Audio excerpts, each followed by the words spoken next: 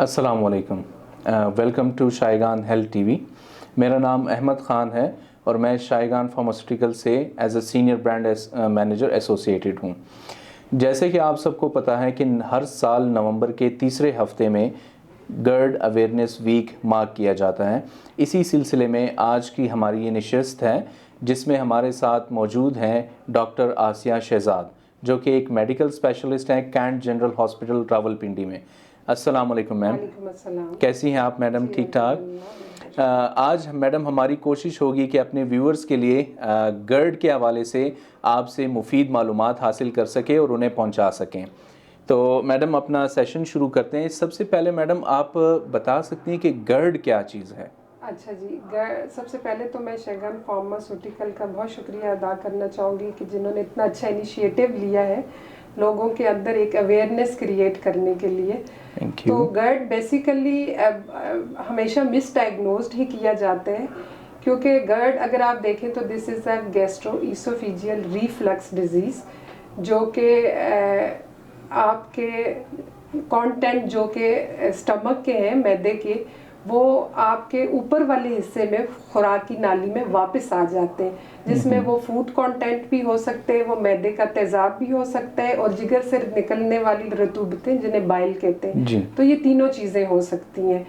तो पेशेंट की जो वो प्रेजेंटेशन है वो डॉक्टर के पास किस तरह आएगा वो बहुत वेरिएबल होती है। तो अक्सर ये पेशेंट जो है ना वो डिफरेंट क्लिनिक्स में जाते हैं, कभी वो चेस्ट स्पेशलिस्ट को दिखा रहे होते हैं कॉफ की वजह से, तो हमेशा जो है ना एक मिस डायग्नोसिस का रहता है, एक जो कंपोनेंट है ना वो अक्सर पेशेंट में हम फेस करते हैं। सही सही, बहुत शुक्रिया मैडम। अच्छा मैडम, आपके ख्याल में गर्ड और जो मैदे की आम तेज़ाबियत है उसमें फ़र्क है? हाँ जी, थोड़ा सा फ़र्क इस तरह से है कि जो मैदे की तेज़ाबियत है, जिसको मेडिकल टर्मिनोलॉजी में हम देखें तो या तो वो गैस्ट्रिक अल्सर्स की वजह से होती है या वो ड्यूडेनल अल्सर यानी मैदे के किसी हिस्से के जो अल्सर्स हैं उनकी वजह से होती है। तो उसका रिलेशन या तो खाने के साथ होता है या वो खाने के बाद बढ़ता है दर्द, या वो खाने से पहले।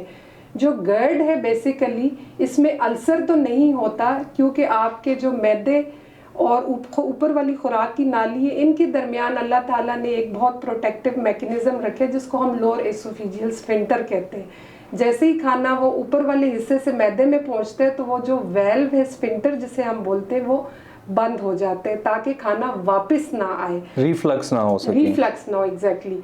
अब कुछ कंडीशंस ऐसी हैं कि जिसमें ये रिफ्लक्स की पॉसिबिलिटी बढ़ जाती है। उस पर सबसे इम्पॉर्टेंट एक चीज़ है जिसको हम एम्फसाइज नहीं करते, बीइंग अ फिजिशियन मैं चाहूँगी कि उस पर बहुत ज़्यादा एम्फसिस होना चाहिए, और वो है मोटापा। ठीक है, वज़न की ज़्यादती। ठीक है, दूसरे नंबर पे स्मोकिंग आ जाती है, और भी बहुत सारे फैक्टर्स हैं जिसके ऊपर हम बात करेंगे, लेकिन ये दो इम्पॉर्टेंट चीज़ें हैं, मोटापा और स्मोकिंग, जो कि एक रिस्क फैक्टर हैं जिसकी वजह से प्री डिस्पोज करते हैं कि वो एसिड और वो खाने के जो कंटेंट हैं वो वापस आपके ऊपर वाले फूड पाइप में आ जाते हैं। तो जिसकी वजह से एक हार्ट बर्न, डिस्कम्फर्ट और ब्लोटिंग सी रहती है।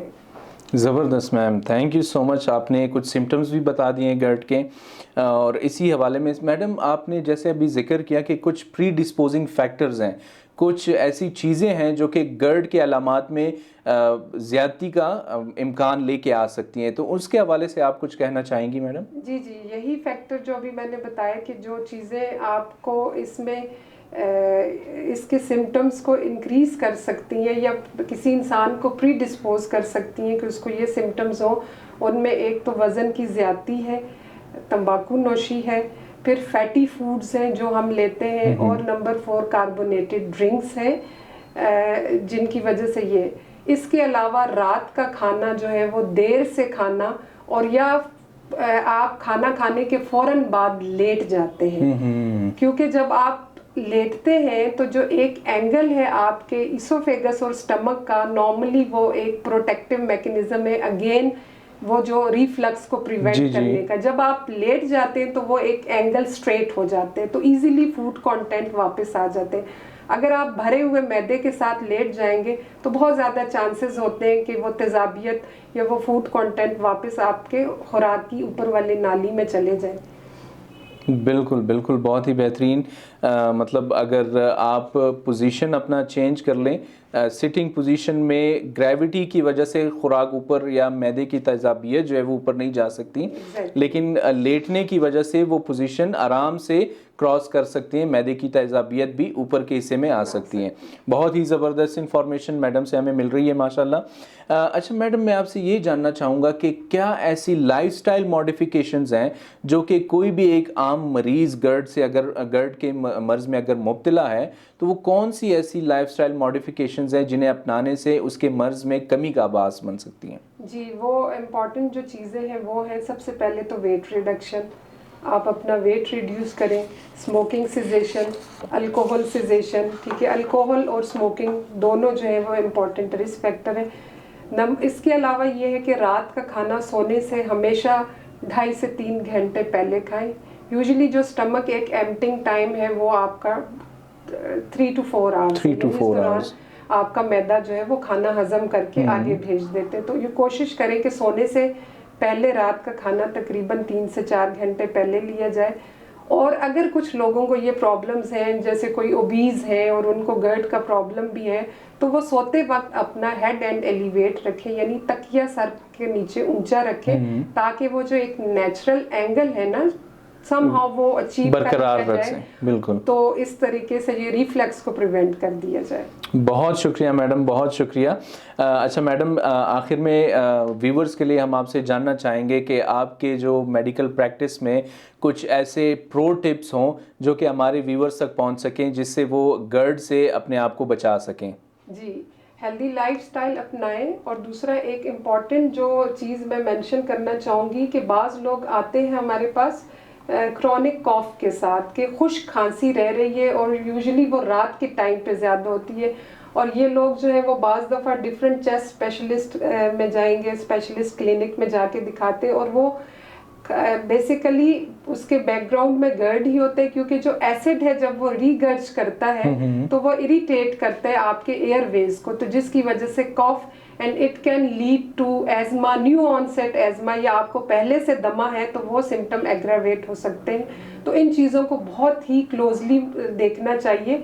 और ऐसे पेशेंट जिनकी ड्राई कफ परसिस्टेंट हो, उनमें ज़रूर हिस्ट्री लें एसिड रिफ्लक्स डिजीज़ की।